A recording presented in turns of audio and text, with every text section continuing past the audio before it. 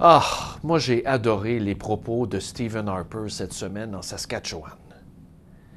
Peut-être qu'on peut les montrer à l'écran. Mon beau Mike, là, à la régie, les propos de Stephen Harper ont été rapportés dans tous les journaux.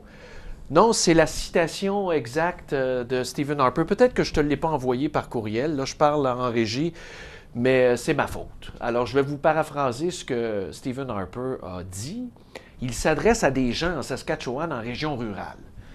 Et là, il cite l'exemple de sa femme qui est originaire de ce coin-là, et il dit, on peut comprendre que quand tu restes loin d'un poste de police, ben les armes à feu que tu as chez toi, c'est pas juste pour tuer des coyotes. C'est exactement ça que je rêvais d'entendre d'un chef d'État depuis toute ma vie.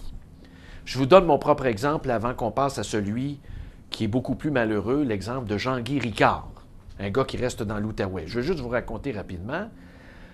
La MRC où je demeure, le Haut-Saint-Laurent, a un territoire de 1500 km², 13 municipalités, et le poste de police est à Ormstown. 1500 km², ça c'est 3 fois le territoire de l'île de Montréal. Pas une fois, pas deux, 3. Alors quand l'autopatrouille, parce qu'on n'en a qu'une seule la nuit en devoir pour tout le territoire, est à Saint-Chris, Saint-Chrysostome, on appelle ça Saint-Chris, dans la partie est, et que moi je demeure dans la partie ouest, pas loin d'Aquasasné. Savez-vous comment ça prend de temps quand on va bien vite, là? On conduit en mode urgence. Ça prend plus d'1 heure. Plus d'1 heure. Alors, quelqu'un fait une invasion de domicile chez moi. Qu'est-ce qui arrive, vous pensez? On va mourir au bout de notre sang. Alors, c'est évident que si j'ai un fusil chez moi pour protéger ma femme et mes enfants, si je sens qu'il y a une menace et qu'il y a quelqu'un qui rentre chez nous, savez-vous ce que je fais? Je le tire. C'est-tu clair, ça? C'est pas un coyote. Ça s'arrête là. C'est ça que le premier ministre Harper a dit. Maintenant, on va aller parler à Jean-Guy Ricard, qui, lui, est dans l'Outaouais.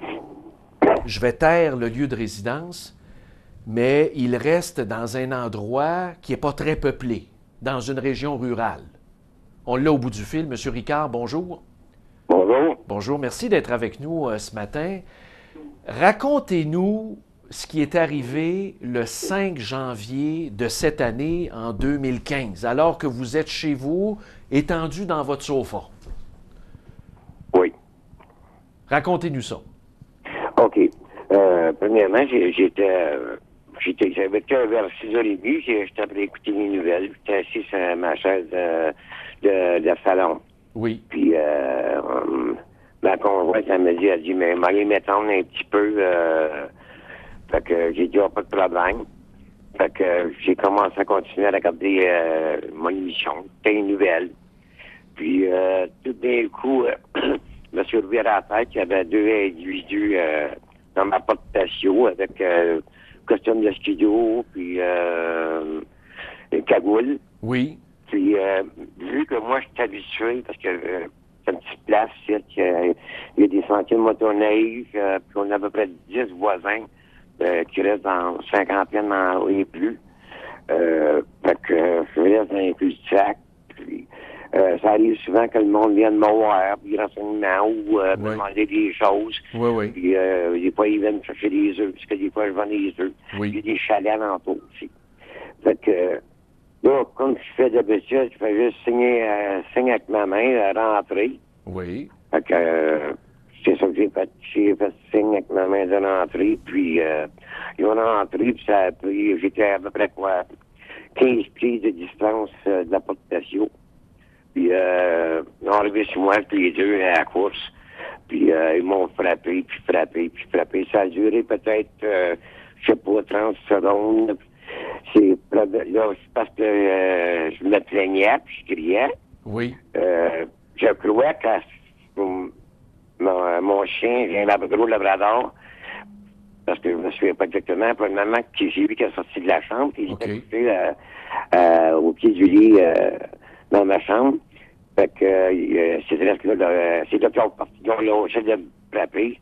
Puis puis elles sont parties. OK, M. Ricard, je vous arrête. Oui, Oui, je vous arrête, M. Ricard. M. Ricard. Puis Oui. sont parties. Oui. Mais M. Ricard, prenez, M. Ricard, time out. Oui. Puis ils ont envoyé les premiers répondants. Oui. Puis après ça, ça n'a pas pris de temps, mais beaucoup, parce qu'ils sont à peu près à 20 km, même pas 20 km de chez moi. Ça a pris combien de temps? À peu près je dirais peut-être 20 minutes. Bon, OK.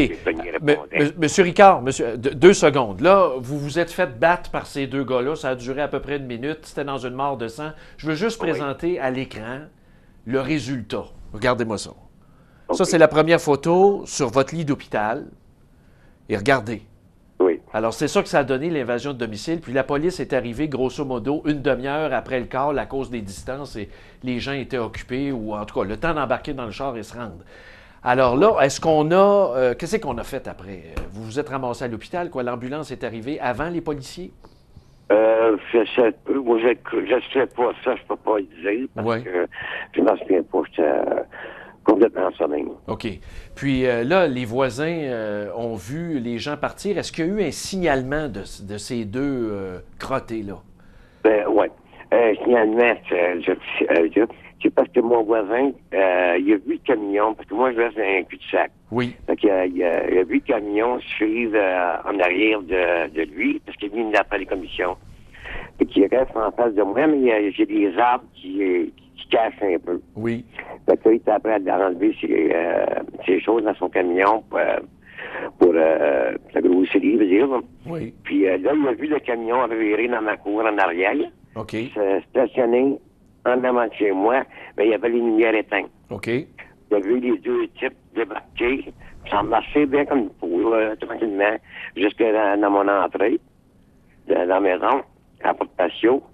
Puis, comme tu dis, ça a pris une trentaine de secondes, puis pas une minute, quand ils m'ont battu. Oui. Là, ils les ont vu sortir à la course, puis là, ils ont sauté un camion, ils sont sauvés. OK. Le camion était quelle couleur? Rouge, et puis avec un grand bas straight, peut-être, puis je vois en français, là. Oui. Blanche ou grise d'un côté. OK. Est-ce qu'on a remarqué la marque du véhicule, du camion? Ça va bien comme un GMC. OK. Ça, c'est le voisin, évidemment, qui a fait la déclaration. Et là, la police en est où dans l'enquête? Est-ce que vous avez eu du neuf? Oui, il m'appelle ça j'entends, mais ça avance un petit peu. OK. Si vous aviez eu une arme à feu chez vous, est-ce que vous pensez que ça aurait pu faire la différence? Ou est-ce que vous auriez pu leur faire peur? Oui. Bien, premièrement, OK, il y en a qui vont dire, oui, mais M. Ricard, il s'est embarré dans l'armoire? Oui, dans l'armoire, mais ici, en campagne, j'aurais mis, je sais pas, au moins, une 410, moins pire, c'est une erreur.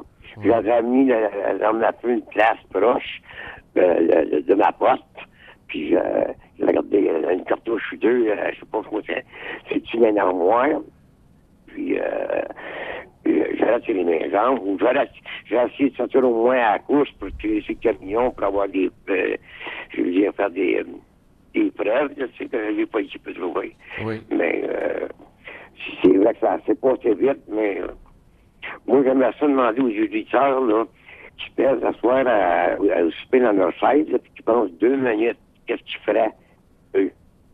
Exact. Qu'est-ce qu'ils feraient, là, pour se défendre? Exact. Non, vous apportez un point. Ça rentre dans la maison, là, puis ça arrive à notre de même. C'est pas, je parle pas de monde de la ville, là. Ça prend pas le temps, les autres, là. Non, on parle de la campagne, là. Mais, M. Ricard, racontez-nous un peu vos blessures, là, parce que là, vous n'êtes pas pleinement rétabli, là. Vous avez eu la face cassée en morceaux, là. Oui, j'ai une nez brisée, la mâchoire brisée. Là, ils m'ont mis une plaque, ils m'ont gardé ça à vie pour soutenir ma mâchoire. J'ai les os du visage brisés. Tout ce qu'il y a on appelle ça la cage, l'entour de l'œil, ça a tout fissuré. Puis j'ai eu des coupures sur la tête, puis dans le visage, puis un entour de l'œil. Puis je souffre encore. J'ai de la misère pour en manger ou à boire. Puis ça paraît depuis le mois de janvier. Oui. Bien, M. Ricard, premièrement, merci pour votre courage d'être venu en ondes avec nous. Merci de nous avoir parlé. Et toutes nos pensées sont avec vous. C'est tellement triste, votre histoire. Merci d'avoir été avec nous. Merci, Stéphane. Merci, on va penser à vous. Au revoir. Bye-bye. Alors, c'est Jean-Guy Ricard, évidemment, il y avait un petit stress. M. Ricard était nerveux, on le comprend, c'est sa première apparition à la télé. Il vivait paisiblement dans l'Outaouais, dans sa maison, dans le fond d'un rang, avec quelques voisins, pas trop proches. Et deux individus frappent à la porte patio, pensant que c'était un motoneigiste qui avait besoin d'aide. Il leur fait signe de rentrer, et là, ça a été le derby de démolition. Ils l'ont battu, il y avait du sang partout. La police a pris à peu près 30 minutes pour s'en venir parce que les distances sont longues à la campagne.